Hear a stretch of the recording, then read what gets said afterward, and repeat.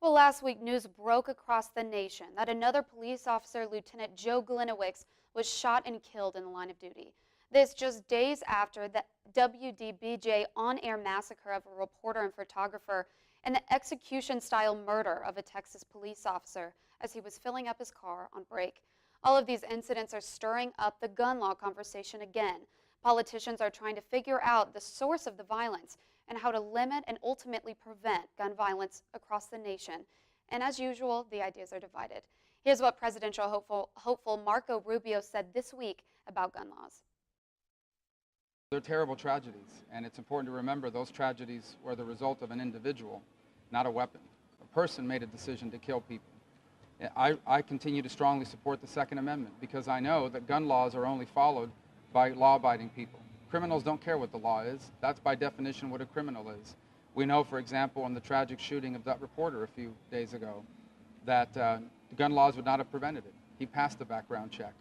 And in fact, it was able to legally buy a weapon. And it wasn't an assault rifle, it was a simple handgun.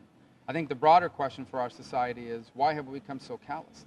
Why have we reached a point now where regard for human life is so low that people are capable of committing these atrocities? And certainly this city has lived through that not so long ago, a crime and a horrible act purely out of anger and hatred.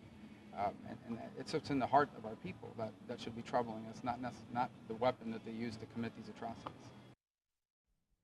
Okay, so it's time for real talk. We get the point that most conservatives have been trying to make, that guns don't kill people, people kill people. I agree with that, but I also agree that something needs to be done about this issue. And while there is no way we can guarantee that a gun won't get in the hands of the wrong person, we can make it harder for the wrong people to get their hands on a gun. I think there needs to be common ground. Here is what New York Governor Andrew Cuomo said earlier this week after a top lawyer in his administration was shot in the head on Brooklyn Street. The only way to deal with this is a national gun policy. It doesn't mean no good if we have the right laws in place in New York, but the guns come in from New Jersey or from Virginia or from Mississippi or from any state down south. We need a national gun control policy that respects the Second Amendment, allows people to have guns, bona fide hunters, God bless. But if you are mentally ill, you should not have a gun. If you are a criminal, you should not have a gun. You have to check everyone before they buy the gun, and that's the rub. People who are law-abiding citizens say, don't bother me, don't check me, only check the criminal. But you can't check the criminal unless you check everyone. And this nation has to have the political courage to step up, and the elected officials have to have the political courage to step up and say, this weekly ongoing tragedy of loss of life of innocent victims, school children, young girls, young boys, must stop.